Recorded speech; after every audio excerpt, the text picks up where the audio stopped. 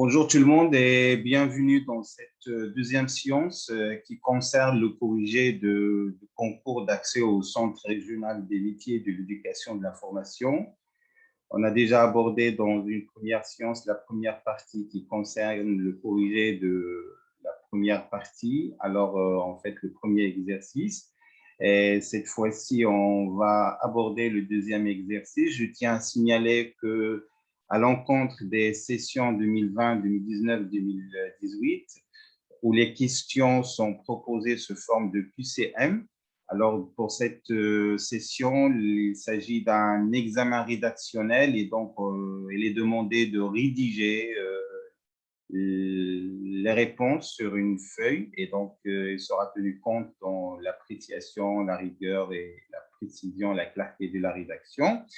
Bien évidemment, pour nous, c'est une phase importante de préparation pour l'examen oral, de parler mathématiques, de discuter la culture mathématique et beaucoup de choses qu'on va découvrir ensemble.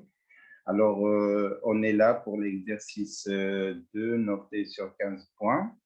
Et donc, voici l'énoncé. Alors, le plan euclidien étant muni d'un repère conormé direct, et on considère l'application qui dont l'ensemble de départ est l'ensemble des complexes moins 1 et vers l'ensemble des complexes moins i, défini par z égale f de z égale à iz plus i sur z moins 1. Attention, on travaille aussi dans C.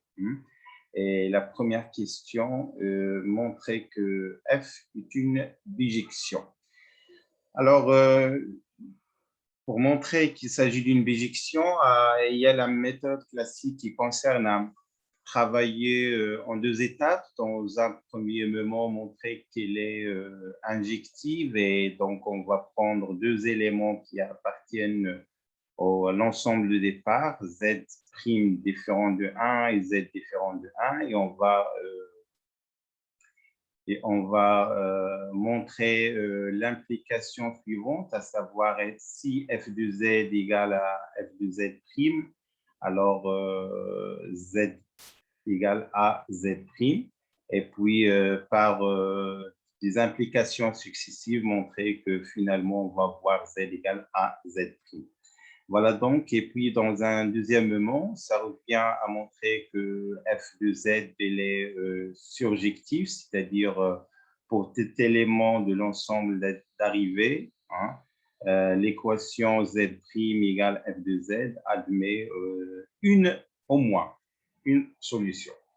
Mais ça, c'est une première méthode. Je vous propose la deuxième, elle est plus directe parce que la question ici, elle est claire, elle est précise et en plus, elle nous informe sur la bijection de cette application. Alors, ce n'est pas vraiment important de faire ces deux étapes, mais d'attaquer directement la bonne réponse en résolvant l'équation z' égale f de z et montrer que cette équation admet une unique solution. Une unique solution. Alors, pour la deuxième question, déterminer en précisant la nature géométrique les ensembles suivants, donc f de R à l'exception de 1 et f de la droite, disons, en fait, l'axe des ordonnées ou bien l'axe des imaginaires, et ici l'axe des réels à l'exception de 1. Ensuite, la troisième question, on se donne un ensemble, une partie du plan si vous voulez, parce que on pourrait prendre le plan R carré comme C, comme l'ensemble C. Il existe bien un isomorphisme, mais c'est si vous voulez, une interprétation géométrique, parce que les nombres complexes, en fait, c'est une traduction très, très pratique de raisonnement de la géométrie plane.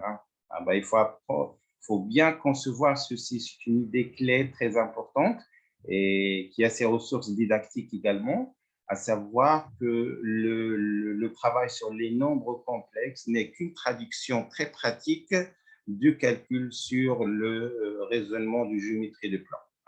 Et donc, dire la valeur module de z égale à 1, ça revient tout simplement à parler d'un cercle de centre O et de rayon 1.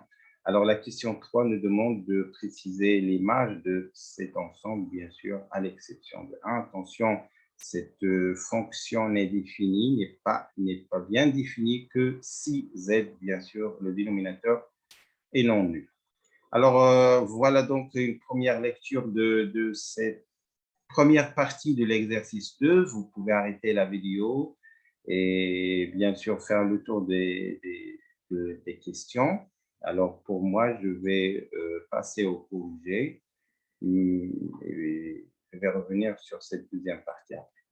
Alors, voilà ce que je vous propose. Je vais essayer de résoudre l'équation f de z égale z prime et je vais bien sûr préciser l'inconnu. Alors, l'inconnu dans ces cas-là, c'est z et je vais prendre un z prime appartient à c moins i. Attention, c moins i, c'est important. Et donc, je vais également trouver que cette équation admet une unique solution, attention, qui est bien définie d'ailleurs, puisque z' appartient est différent de i. Et donc, l'équation a une seule solution, ce qui montre qu'il s'agit bien d'une bijection. On a même trouvé plus l'expression de cette bijection, à savoir z plus i sur z moins i. En ce qui concerne les images des ensembles proposés, l'image de f de r à l'exception de 1, donc et dire que z appartient à cet ensemble, ce qui équivaut à écrire f moins 1 de z appartient à r moins 1. Et donc, voilà donc un nombre complexe est un réel, c'est seulement si z égale à z bar, c'est ça la clé. Hein. Donc, je rappelle que z appartient à R, c'est-à-dire c'est un réel. Donc, on peut bien traduire ceci par z égale à z bar et travailler comme ça, c'est plus pratique. Voilà, comme ça. C'est ce qu'on va faire pour notre fonction f-1 de z. Et donc, le reste, c'est un calcul sans des équivalences qui nous permet de trouver enfin que z égale à moins z bar. Et dire que z égale à moins z bar, ça veut dire que z appartient à IR, c'est-à-dire imaginaire. Et donc, avec y appartient à R, sauf que, ne pas oublier que votre z est différente de i, donc il faut toujours priver l'ensemble trouvé par le point où n'est pas défini. C'est important cette remarque. C'est également un petit piège, vous allez l'oublier. De même, pour z appartient à f de IR, ce qui équivaut à f moins 1 de z appartient à IR, et donc c'est la même idée, cette fois-ci, après des calculs que vous pouvez le refaire, et je vous propose de les faire. Il s'agit bien d'un produit qu'on va trouver, c'est-à-dire le module de z, facteur de module de z moins 1 égale à 0, on est ici dans R, donc ça va nous donner quoi? Ça va nous donner un cercle et un point. Donc, bien sûr, privé du point en question. Donc, voilà donc ce que je vous propose pour cette première partie. Pour la deuxième partie, on se donne 4 points A, B, A', B', dont les affixes sont donnés respectivement par ces expressions complexes, c'est-à-dire écriture algébrique. La question plaçait ces 4 points dans le plan et montrait qu'il s'agit d'un rectangle. Alors, placer ces 4 points, donc c'est la même idée, le travail sur le complexe et le travail dans le plan. Et donc, si Z s'écrit sur la forme AI plus IB, ça veut dire que l'abscisse est bien A et l'ordonnée est bien B. Donc, c'est une simple question. Donc, on va pointer, par exemple, le point A d'abscisse 1 et d'ordonnée moins 2. Attention, j'ai dit moins 2 et non pas 2. Ça va avec le moins. Et donc, placer ces points, ça va nous faciliter même la tâche de savoir très rapidement la nature de ce rectangle. Et on va voir qu'il s'agit bien de ce quadrilatère. Et la question est de montrer qu'il s'agit d'un rectangle. Et donc, rectangle, on va montrer que deux côtés qui se l'égalité des mesures. Et puis, on a un angle droit à vérifier. Donc, on va voir ça tout de suite. Bien sûr, ce n'est pas l'unique méthode. Attention, ici, je n'ai pas répondu à la troisième question, donc là, voilà la réponse. Oui, la troisième question de la première partie, on nous a donné un ensemble et on nous demande de trouver l'image de cet ensemble par l'application F2Z. Alors, l'idée de cette partie est la suivante, c'est que une fois que vous voyez que vous avez un module égal à 1, vous pouvez en tirer très rapidement que votre Z bar est égal à 1 sur Z. Ou bien le contraire, 1 sur Z, l'inverse de Z, c'est Z bar. C'est une idée très, très classique et très pratique d'ailleurs. C'est ce que je vais faire. Alors, F de Z égale à ceci, donc c'est F bar de Z, donc c'est l'axe de réel. Et bien évidemment, n'oubliez pas toujours d'extraire les points, la fonction n'est pas définie. Donc, voilà. Donc, revenons pour la deuxième partie. Voilà une figure, en fait, un petit dessin. Ce n'est pas une figure géométrique, mais c'est juste pour vous donner une idée.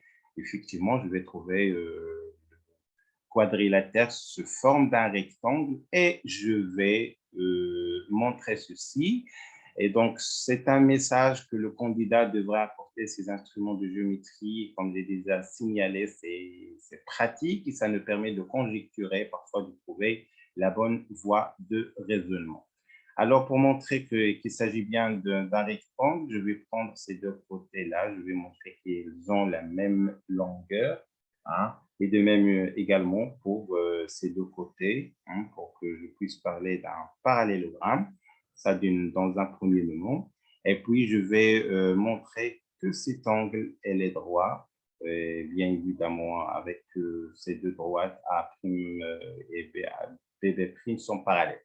Alors, avec les complexes, ça marche et ça revient toujours sur l'idée que le calcul sur le complexe facilite beaucoup de choses en ce qui concerne les propriétés de géométrie de plan. Par exemple, le ZAB, c'est un petit calcul qui me permet, par exemple, de prouver la collinéarité de ces deux droites.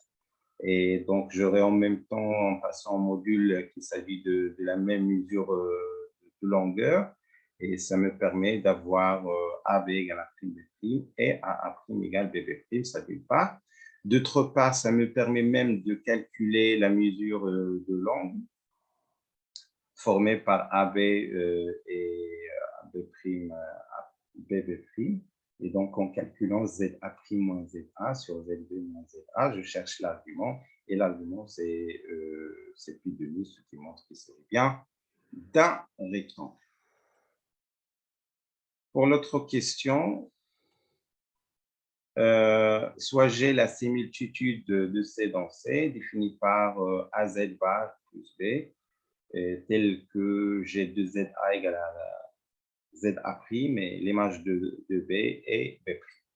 Alors, dans une session précédente, je pense 2018 ou bien 2017, j'ai déjà mentionné au candidat un petit rappel qui est très important parce qu'en général, pour le cours ou secondaire, on a tout un théorème qui nous donne, par exemple, la nature de ce type de transformation qui s'écrit sous la forme Z' égale à AZ plus B.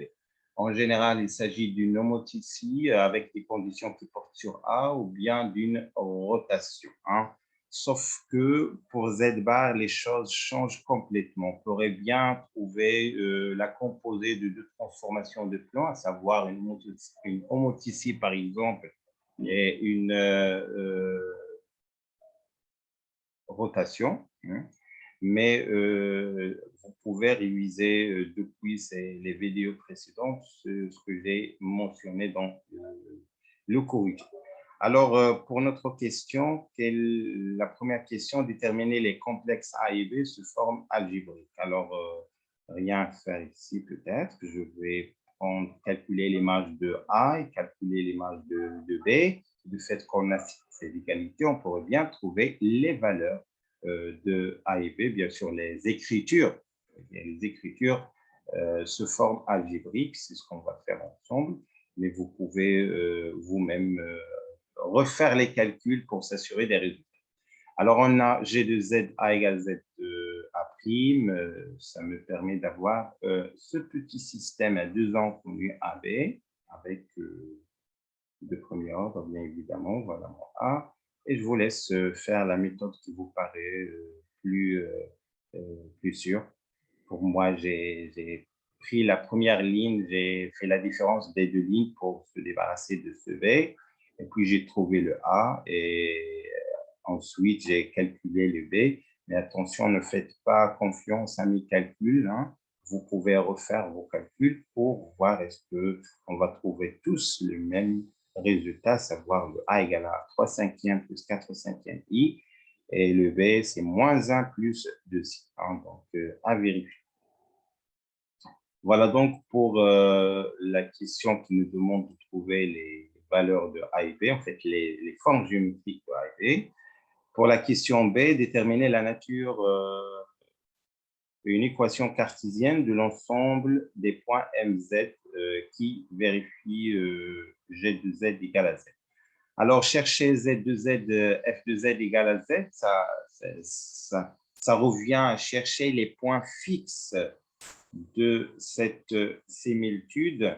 Alors, cette similitude ou bien cette transformation de plan complexe, on commence souvent par calculer, par chercher les points, le point ou les points. Parfois, on trouve un point et ça pourrait être soit un centre d'une rotation ou bien un centre aussi d'une homothétie. Alors, pour nous, on va tout simplement calculer G de Z égale à Z et on va voir ce qu'on va trouver. Alors, j'avais espéré de trouver un point, mais comme dans une session précédente, j'ai déjà mentionné comment on fait pour aborder ce type de situation si on trouve un point. Alors, pour cette situation, on a trouvé autre chose. Alors, voilà mon G de Z égale à Z après une série de calculs, mais attention, je vais cette fois-ci écrire Z sous forme algébrique avec X plus Y, avec X, Y des réels. Et après calcul, attention, vous faites vos calculs. Je vais trouver un système, mais c'est la même équation, 2x moins 4y plus 5 égale à 0, qu'il s'agit bien évidemment d'une équation cartésienne d'une droite. Il s'agit bien d'une équation cartésienne d'une droite. Alors, une équation cartésienne d'une droite, ça nous laisse penser à une transformation de plan, la symétrie axiale. Hein, la symétrie axiale. Hein. Ça nous fait penser à ceci. Hein. Axial, je n'ai pas dit orthogonal, parce orthogonal par rapport à quoi, mais axial, ça veut dire qu'il y a un axe de symétrie. Alors, pour la question qui suit, normalement, on nous demande de tracer cette droite. On va la tracer, on va prendre deux points, X, Y. C'est juste pour rappeler ces techniques de secondaire. Peut-être que vous avez oublié. Donc, deux points suffisent pour tracer une droite. Je vais prendre X, je vais attribuer à X la valeur 2 pour trouver la valeur de Y. Et je vais donner à Y la valeur 0 pour trouver X. Attention, hein, mais tracez à votre manière. Hein. Donc, je vais revenir à l'énoncé de l'exercice pour voir la question qui suit. Alors, représenter graphiquement delta, il s'agit bien d'une simple représentation d'une droite. C'est ce que j'ai signalé. Il suffit de prendre deux points, c'est fini. Et puis, la dernière question, reconnaissez-vous la nature de G? Alors, je tiens à mentionner, si vous avez déjà vu l'autre vidéo, pour trouver la nature de la transformation dans le cas d'un AZ bar plus B, c'est généralement un peu difficile. Hein. Il pourrait y avoir la composée de deux transformations et donc il faut préciser chacune des transformations. Alors, dans ce cas-là, la question elle est plus faisable, disons, et plus simple parce qu'il nous demande de tracer et donc déduire la réponse depuis la figure géométrique. Et ça nous facilite beaucoup la tâche. Alors, c'est ce que j'ai fait. Alors, cette fois-ci, pour éviter toute erreur géométrique. J'ai même tracé la figure sur un logiciel. Et donc, regardez, donc rien à dire, il s'agit bien d'une transformation axiale, d'une symétrie pardon, axiale. Et vous pouvez en déduire que l'image de A est bien C, l'image de B est bien D par cette transformation. Attention, ceci n'est qu'une conjecture, hein. Ça nous donne l'idée, mais il fallait bien donner une démonstration. Alors, vous pouvez bien évidemment montrer, par exemple, écrire soit D la transformation, la symétrie, soit SD la symétrie axiale, et chercher l'image de C, vous allez trouver que c'est A, l'image de D, vous allez également trouver que c'est A, hein. C'est la symétrie axiale, et en déduire bien votre résultat. Voilà donc pour cet exercice et cette troisième partie, plutôt deuxième partie. Alors, vous pouvez trouver également le corrigé de la partie qui concerne les preuves de la didactique sur la même chaîne. Merci de votre attention et à la prochaine.